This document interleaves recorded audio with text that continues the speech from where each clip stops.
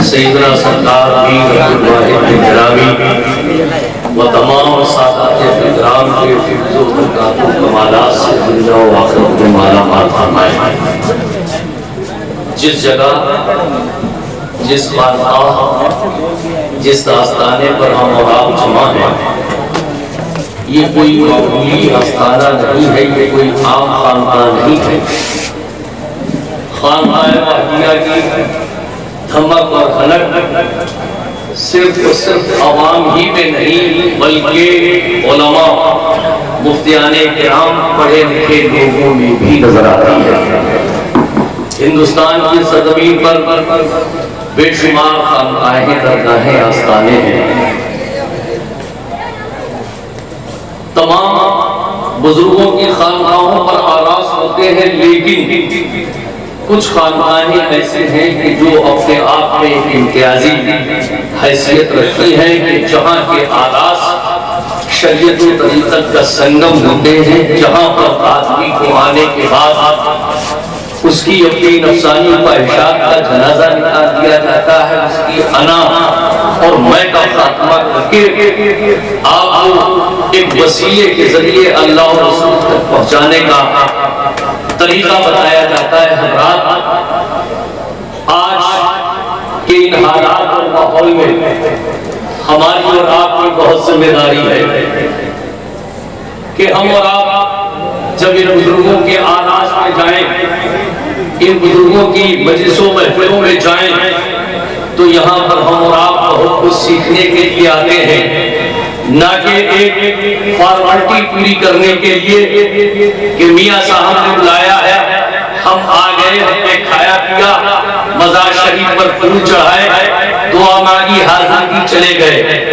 ایسا بالکل نہیں ہے، بلکہ یہاں آنے کے بعد اگر ایمان میں پختگی نہ پیدا ہو، عقیدے میں آپ کے استحکام نہ پیدا ہو، آپ کا ایمانی، آپ کے اندر ایمانی حرارت نہ پیدا ہو، تو پھر ہمارے اور آپ کے آنے کا کوئی مطلب و مقصد نہیں ہے. یہ آراز صرف اور صرف اسی نہج اور بنیاد پر کیے جاتے ہیں. یہ علماء کی کثیر جماعت اور شورا حضرات اسی لیے اکٹھا کیے جاتے ہیں کہ جو قوم خانقاہ عالیہ واحدیہ زاہدیہ سے وابستہ ہے، جب اس میں آ جائے تو وہ اپنے نفس کے اندر کچھ نہ کچھ صفائی پیدا کرے، قلب کی صفائی پیدا کرے، اور پیدا کرنے کے بعد جو طبیعت میں ہمارے ہیجان شام تک تھا، اس کی تمام تقریبات میں شریک ہونے کے بعد، ہم نے علماء کی تقاریر سننے کے بعد، ناظرانوں کی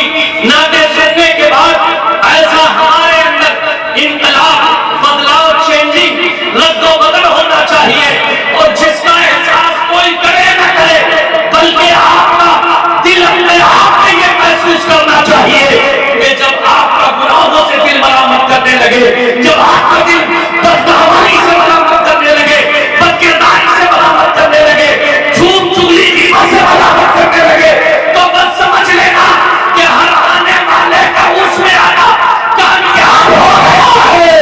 اب تک یہ دل پوری طرح سے مکاری ایاری کا ڈھا تھا، اسے آئیدی باہدی آنے کے بعد عشق رسول کا جمانہ. زندہ باد، زندہ باد. حضرات کرام کی بات پر بہت کچھ ہے. یہ علماء کرام، یہ ہمارے سادات کرام جن کے دم قدم سے اسلام میں بہار ہے، ان علماء کی بہت بڑی ذمہ داری ہے. ایسا نہیں ہے کہ صرف اسلام کے ماننے والے اور اہل سنت والجماعت کی پیروی کرنے والوں کے یہاں جلسے ہوتے ہیں، جلوس ہوتے ہیں، مذہبی تقریبات کا انعقاد ہوتا ہے، یا آراز کی محفلیں اکٹھا کی جاتی ہے. دنیا میں جتنے مذہب ہیں، ہر مذہب میں مجلسوں کا ذکر ہے اور عمل بھی ہے، جلوس بھی ان کے نکلتے ہیں، مذہبی محفلیں بھی ہوتی ہیں. ہمیں اور آپ کو غور یہ کرنا ہے، سوچنا یہ ہے، اگر شادیاں نہیں ہوئی ہے تو بہانے تو تم نے دیکھی ہے. ان موبائل میں ہم اور آپ دن رات کیا دیکھ رہے ہیں؟ تمام اغیار کی مجلسیں تمام اغیار کی مجلسیں اس میں آتی ہیں، محفلیں اس میں آتی ہیں، ان کے تمام مذہبی طور طریقے اس میں آتے ہیں. بتاؤ ذرا صحیح، لانوں کے مجمع ہوتے ہیں، بڑے بڑے ان کے لوگ آتے ہیں، کیا بتاؤ کبھی ان کی مجلسوں میں انتشار ہوتا ہے، اختلاف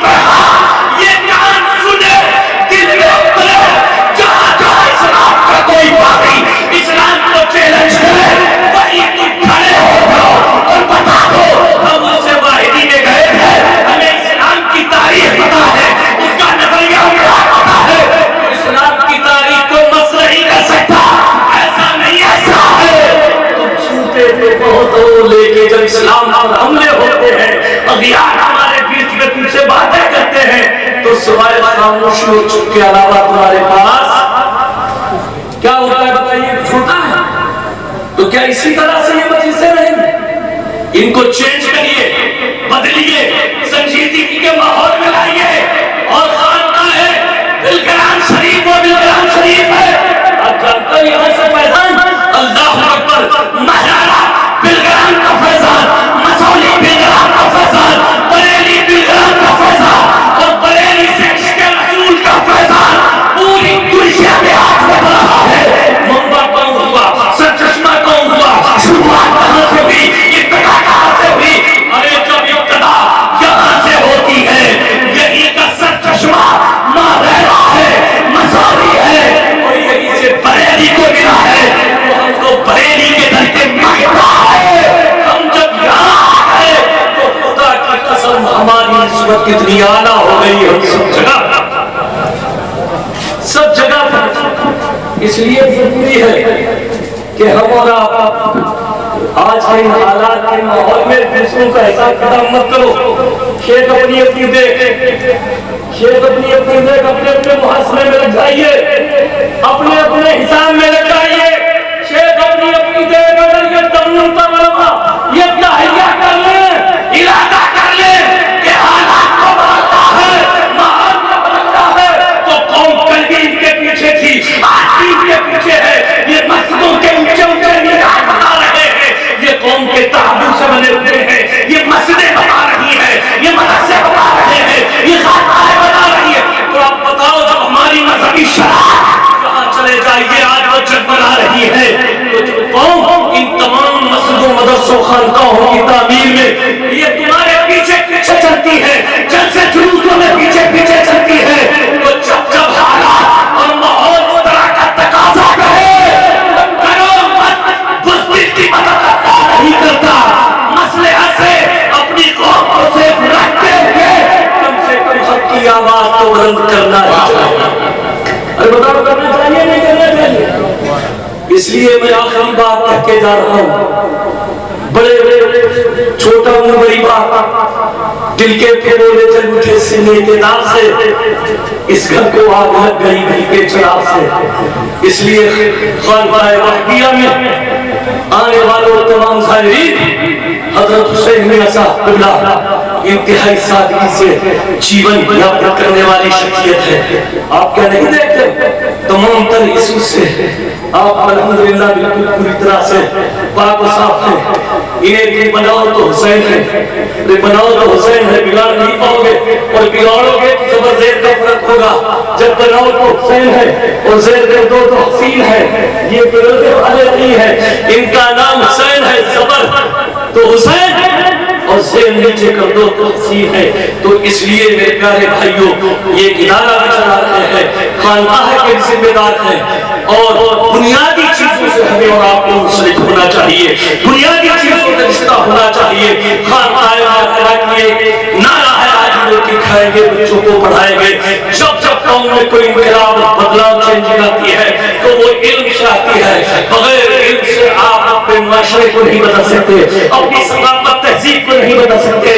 یہ علم ایک اختیار کے روپ پہ ہے۔ آپ نے دیکھا ہوگا کہ آج کے حالات میں تمام طرح کی ترقیات ہے، اس کے باوجود جو بچے پڑھ رہے ہیں وہ IAS بھی بن رہے ہیں، IPS بھی بن رہے ہیں، وہ جج بھی بن رہے ہیں۔ پتہ یہ چلا کہ دنیا کے کسی ہوڑ میں آپ اپنے آپ کو آگے رکھنا چاہتے ہیں تو آپ کی بلڈنگ آگے نہیں کرے گی، آپ کا پیسہ نہیں کرے گا، آپ کی گاڑیاں نہیں کرے گی، بلکہ لوگوں اگر واقعی دنیا کی ہوڑ ہے اپنے آپ کو کسی سے پیچھا نہیں دیکھنا چاہتے ہو تو تم پڑھنے پڑھانے سے تعلق کر لو۔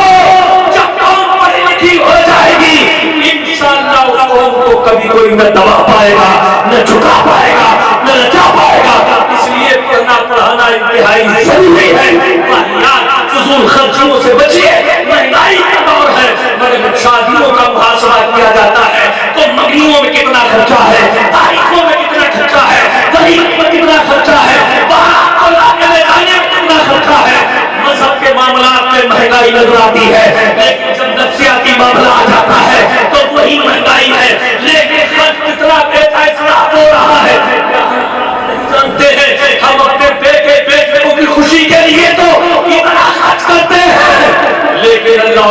کی رضا کے لیے بھی کچھ خرچ کرنا سیکھیے. زکات اب سے دینا بند ہو گئی ہے, دعاؤں کی دعوت ختم ہو گئی ہے. مال ہے تو زکات دیجیے, اور زکات کا جو صحیح استعمال ہے اسے کریے. انشاءاللہ یہ ظالم اور ظالم اللہ نہ کل تمہارا کچھ کر پائے تھے نہ آج کچھ کر پائیں گے. اسلام کا پرچم کل بھی بلند تھا, آج بھی بلند ہے. جب تک یہ خانقاہیں رہیں گی, جب تک یہ آستانے رہیں گے, جب تک یہ چوکھٹیں رہیں گی, جب تک یہ بزرگان دین رہیں گے, انشاءاللہ اسلام کا پرچم اسی طرح سے بلند و بالا ہوتا.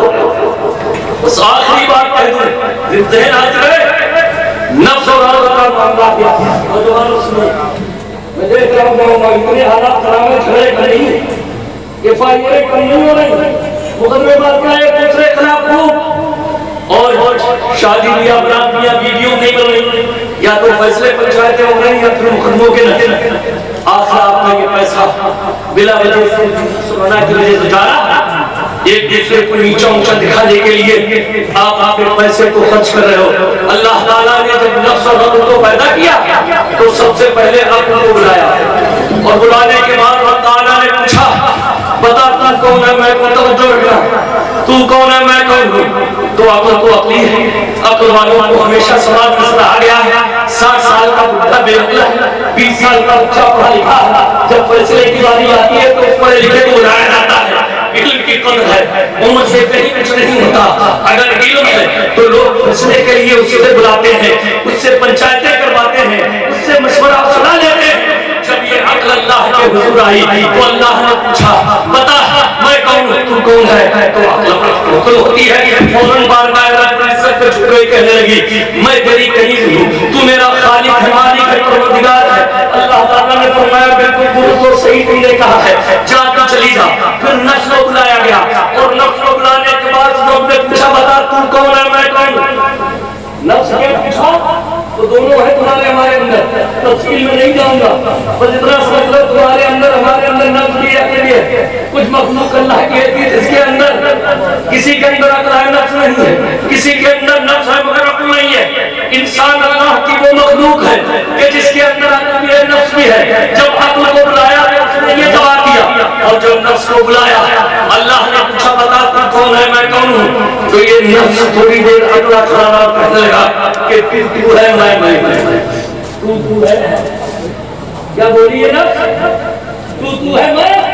اللہ پاک نے فرمایا اسے 100 سال تک تچاؤ تباہ دوزخ کیا گیا, 100 سال تک چکی تنظیم کی, اور پھر بلایا فرمایا بتا تو کون ہے, میں کون ہوں. پھر اس کے بعد بولی کہ تو ہے, میں ہوں. پھر 100 سال تک پھر پوچھا تو کون ہے, میں کون ہوں. بولی میں ہوں, تو ہے. اللہ نے فرمایا جاؤ اسے 100 سال تک بھوکا رکھو. جب جمتا رکھا گیا اور پھر نکال کے اللہ نے پوچھا بتا تو کون ہے, میں کون ہوں. تو 9 سال بھوکی رہنے کے بعد یہ نفس بناتی ہوئی ہائے میں مر گئی, ہائے مجھے کوئی اٹھانے والا ہے, مجھ میں تو چلنے کی سکت باقی نہیں, کوئی طاقت اور قوت نہیں, اتنے دن کی بھوکی ہوں میں, مجھ سے تو چلا نہیں جاتا. جب یہ سسکتے آخرکار آپ کی بارگاہ میں پہنچی تو رب نے فرمایا بتا تو کون ہے, میں کون ہوں. اور جب 100 سال بعد دوزخ کی آگ میں بچی تو اس کی میں ختم نہیں ہوئی. پھر 100 سال, پھر 100 سال, اور پھر 100 سال تک جب بھوکی رہتی ہے رب پوچھتا بتا تو کون ہے, میں کون ہوں. تب نہیں چاہتے یہ رب کی بارگاہ میں چھٹی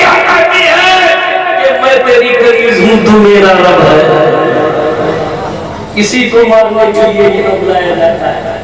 ارے بولو اسی کو مارنے کے لیے تو یہ نفس اور گناہ کو مٹا دینا بھائی چارہ ہو جائے گا, لڑائیاں ختم ہو جائیں گی, جھگڑے مٹ جائیں گے, فساد ختم ہو جائیں گے. اور جب تک یہ میں اور نہ رہے گی یہی خانقاہ منصب ہے کہ یہاں نفس اور گناہ کا جنازہ نکالا جاتا ہے. یہ خانقاہ راضیہ اللہ تعالیٰ اسے صبح قیامت تک سلامت رکھے. ان سادات کرام ہمارے دین کا سایہ ہمارے اور آپ کے سروں پر دراز فرمائے. استغفر اللہ ربی من کل ذنب و اتوب الیہ.